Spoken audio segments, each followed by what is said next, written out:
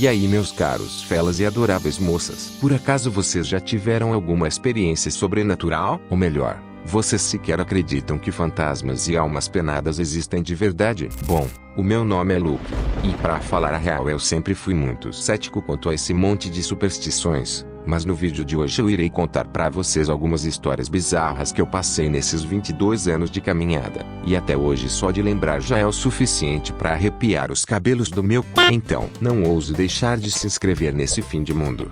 Macete o botão do gostinha. Se cubra com o cobertor pro bicho papão não puxar seu pé de madrugada. E sejam todos bem-vindos ao especial de Halloween mais cabuloso e atrasado de todos os tempos. Já que por muito pouco eu não postei esse vídeo no Natal.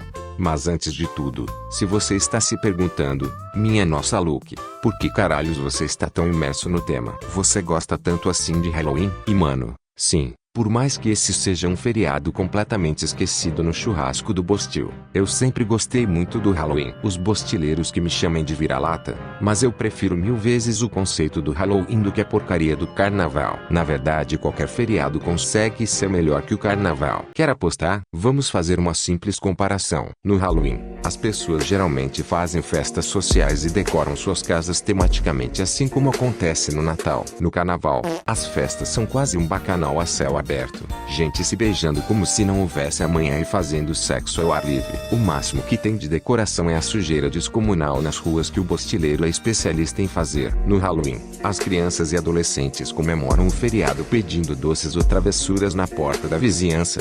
O que, diga-se de passagem, eu fiz muito até os meus 14 anos. Todo mundo se veste com fantasias maneiras. E isso é muito poggers, ao contrário do carnaval, o carro-chefe do Banamil, onde as fantasias são medíocres e as crianças e adolescentes copiam o comportamento bostileiro dos adultos de encher a cara, além de cantar a plenos pulmões qualquer lixeira sonora que esteja no hype.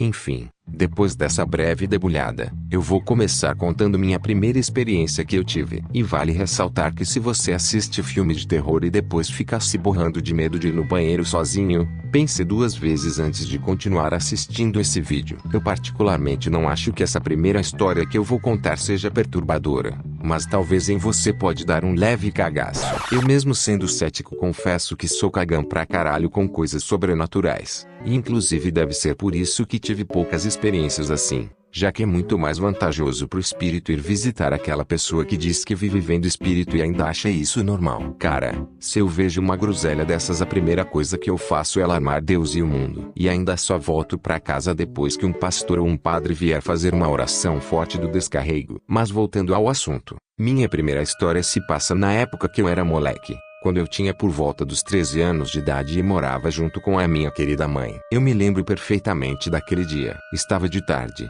quase de noite. Eu havia acabado de voltar da escola e minha mãe estava terminando de lavar as roupas, mas como na época ela não tinha uma máquina de secar roupa, ela pediu que eu pegasse uma sacola reciclável, daquelas que toda mãe vai comprando no mercado e quando vai ver já tem uma coleção. Enfim, minha mãe havia pedido a sacola para que ela pudesse colocar as roupas limpas dentro e depois a gente fosse estender elas no varal do prédio que a gente morava, mas por algum motivo eu resolvi levar a sacola para ela de um jeito nem um pouco convencional. Simplesmente eu coloquei a sacola de mercado na cabeça e fui até a lavanderia para dar um susto nela. Quando cheguei lá, para completar minha maior vigarice, eu juntei todo o comportamento de tijolinho que havia dentro de mim e comecei a chacoalhar minha mãe pelos braços enquanto ria igual um debilóide. Mas por incrível que pareça, minha mãe não me deu bronca nem nada. Pelo contrário, ela só me deu um leve empurrão e ficou em silêncio por uns 2 segundos. Mas aí ela finalmente disse: Luke, para de brincar e vem me ajudar a levar as roupas. O único problema era que eu estava na lavanderia.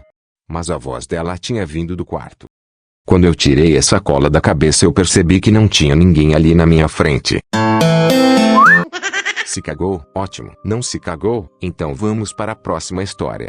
E eu já vou logo avisando que essa experiência que eu tive pode sim ser perturbadora para algumas pessoas. Ou seja, a partir desse momento, saiba que você está sob sua própria conta e risco. Você foi avisado, fela. Então simbora. Essa história aconteceu cerca de 1 ano depois do incidente da sacola. Até então, eu nunca tinha tido um quarto só pra mim porque eu e minha mãe morávamos numa kitnet. Ou seja, desde criança eu sempre dormi no mesmo quarto que ela. Mas naquele ano nossa situação financeira melhorou e aí começamos a dormir em quartos separados. E cara, Nessa época minha maior preocupação era ter que ir para a escola. Então já sabe, eu vivia madrugando jogando videogame. Quando não era isso, era assistindo Cartoon Network, Disney XD, ou Disney Channel. E até então tudo seguia normal, até que um certo dia eu acabei caindo num sono um pouco antes da hora que eu estava acostumado. Quando eu acordei um tempo depois ainda era de noite. O quarto estava todo escuro com exceção da TV, que estava ligada passando um episódio de uma série da Disney Channel chamada Austin e Ally. Mas por algum motivo as vozes dos personagens saíam abafadas, e minha cabeça parecia estar travada na direção da televisão. Na verdade, eu não só não conseguia mexer a minha cabeça,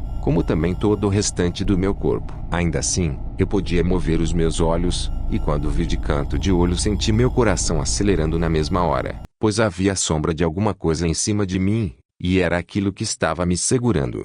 É sério, só de lembrar eu já me arrepio todo. Eu tentava dormir de novo, mas não resolvia. A coisa não falava, mas sussurrava um som que abafava tudo ao redor. Eu até tentei gritar para chamar minha mãe, mas simplesmente a minha voz não saía. E aí, depois de alguns segundos lutando só para conseguir mover um dedo, eu finalmente percebi que eu havia dormido com meu crucifixo no pescoço. Então por intuição eu usei toda a força que eu tinha para tentar pegar o meu crucifixo, e depois de muito sacrifício eu enfim consegui alcançá-lo e voltar a dormir. Eu lembro que ainda acordei nessa mesma madrugada para pegar o controle e ver as horas que eram na TV, e não pude deixar de perceber que estava passando o mesmo programa, Austin e Ally, enquanto o relógio digital ao lado mostrava que eram 3h01 da manhã, mas eu devia estar com tanto sono que só capotei outra vez.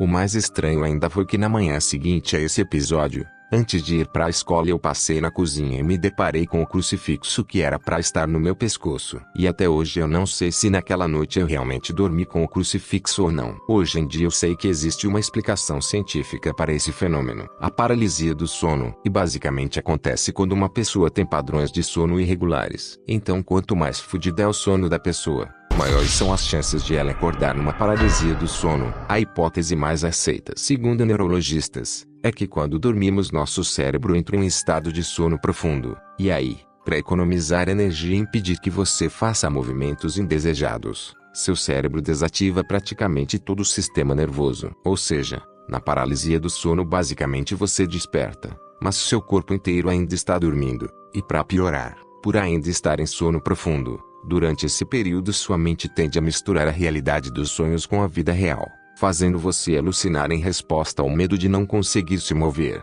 Mas sendo bem honesto, eu estaria mentindo para vocês e para mim mesmo se dissesse que eu acredito 100% nessa hipótese. Eu queria acreditar, mas só quem já passou por uma experiência dessa sabe do que eu estou falando. Fora isso, eu também tive outras experiências menores, como a vez que eu inventei de fazer a brincadeira do compasso, que a propósito, recomendo que não façam essa merda por curiosidade porque, acreditem ou não, realmente funciona. Também teve uma vez que eu ouvi alguém gritar meu nome completo no meio da rua à noite, e aí quando fui ver não tinha ninguém. Inclusive, dizem que você não pode responder quando te chamam assim porque supostamente seria a morte te chamando. E cara, eu não vou mentir, eu fiz faculdade de biologia. Eu sou o tipo de cara que sempre procura a explicação científica e racional para as coisas que acontecem à minha volta. E por isso eu gostaria muito de ter uma explicação satisfatória para as coisas que aconteceram comigo durante essas experiências, mas sinceramente eu não tenho.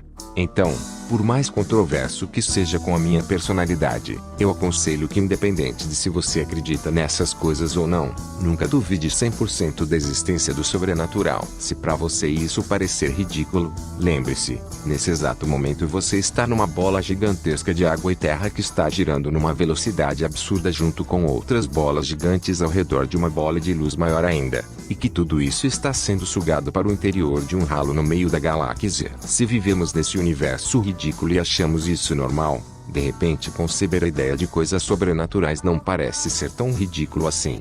No tocante a isso, turminha do mal, muito obrigado por ter assistido o vídeo até aqui. Não se esqueçam de fazer aquela oração da braba antes de dormir e de se inscrever nesse fim de mundo para que até o final do ano a gente chegue aos 50 mil inscritos. E é claro, se você quiser se tornar um membro aqui do canal e ganhar uma coroa bem maneira ao lado do nome, acesso aos emojis exclusivos e um cargo especial no servidor do Discord, o link do Seja Membro está na descrição do canal, assim como o link do meu Live Pix para quem quiser me ajudar através de uma doação. E também o link do meu Discord. É isso aí, galera. Tomem cuidado com o bicho papão, com a loira do banheiro e também com o pior de todos, os bostileiros. Tamo junto. Um beijo, um queijo, e até mais.